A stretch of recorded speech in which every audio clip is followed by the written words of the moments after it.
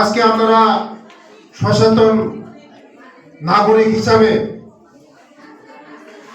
শিক্ষা হলো জাতির মেরুদণ্ড। কোন জাতি যদি শিক্ষা ছাড়া কোনো জাতি উন্নতি হতে পারে না। অন্ধকার জগৎ থেকে যদি মুক্তি করতে হয়, এটাই একমাত্র শিক্ষা। শিক্ষাই পারে জাতিকে আলোর দিকে নিয়ে যেতে পারে। তার জন্য আমি সবসময় বলি, মেইন আমাদের শিক্ষা দরকার। আমাদের এই 22 করেও আমরা ঘরে ঘরে MA pass, BA pass, doctor, engineer, IAS officer, TCS officer, IPS officer আমি দেখতে চাই। কারণ এটা শহর, তেলিয়ামুড়া শহরের থেকে একদম কাছে, একদম কাছে, 1 কিলোমিটার হবে না, এটা তেলিয়ামুড়ার কাছে। আমার মহারানীপুর প্রায় 15-20 কিলোমিটার মধ্যে যদি ডক্টর, ইঞ্জিনিয়ার, অফিসার, বড় বড় অফিসার যদি থাকে, এত জঙ্গলের ভিতরে যদি থাকে, এই 22 ঘর হবে না কেন? কেন হবে না? আমাদের দায়িত্ব সবাইকে পড়াশোনা করাতে হবে।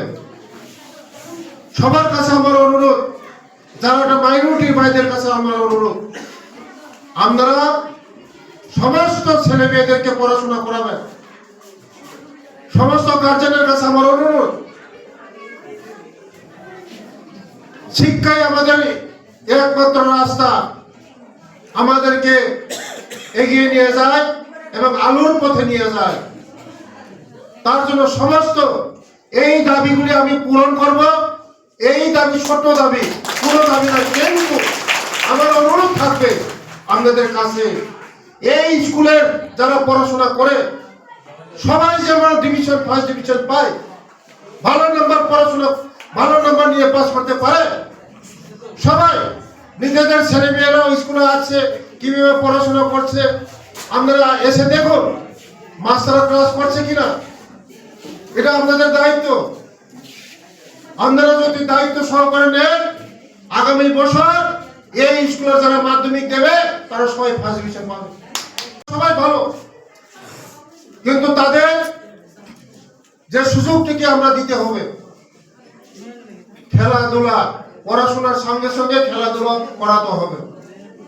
তার জন্য যে দাবিগুলি প্রথমে যেটা বলেছেন, গোপালবাবু বলেছিল যে এই স্কুলের চারিদিকে বাউন্ডারি অবশ্যই দেব, কিন্তু আপনারা দায়িত্ব সহকারে বিমান বসত করাবেন। যারা এই স্কুল দান করেছেন, আমার কোথাও জন্ম হয় না, এই স্কুলটা যারা দান করেছেন, যদুবাবু এখানে পড়াশোনা করছে, অনেক পুরানো স্কুল। 53 সনের আমার জন্ম হয়নি, আমার 72 জন্ম হয়েছে। অনেক চিন্তাধারা করে এই স্কুলটা তারা দিয়েছে, দান করেছে। যারা দান করেছে তার জন্য আমরা যারা পার্শ্ববর্তী যারা দখল করেছেন, আমি দয়া করবো, বলবো আপনারা ছেড়ে দিন। SMC কমিটি আপনার সব দায়িত্ব নিতে হবে যে এই বাউন্ডারিটুকু আপনারা ডিমার্কেশন করাবেন। আমি বাউন্ডারির ব্যবস্থা করে দেব। বাউন্ডারির ব্যবস্থা যদি করে স্কুলটা সেফটি থাকে, স্কুলটা সেফটি থাকে, কোন ছেলে মেয়েরা হঠাৎ রাস্তা যেতে পারবে না, গরু বাছর ঢুকতে পারবে না, স্কুলটা সেফটি হয়।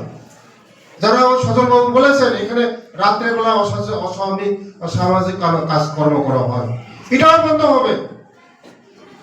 স্কুল হলো আমাদের মন্দির, আমাদের ছেলে মেয়েরা এখানে ভবিষ্যৎ করবে, সমাজ গঠন করবে। পড়াশোনা করে শুধু চাকরির জন্য না, শিক্ষিত মানুষের চিন্তা থাকে আলাদা।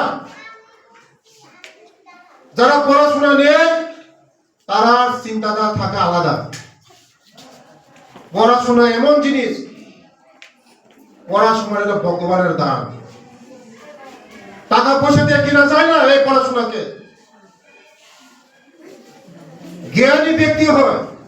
যে লোক পড়াশোনা থাকে তার জ্ঞানটা আলাদা থাকে। সমাজের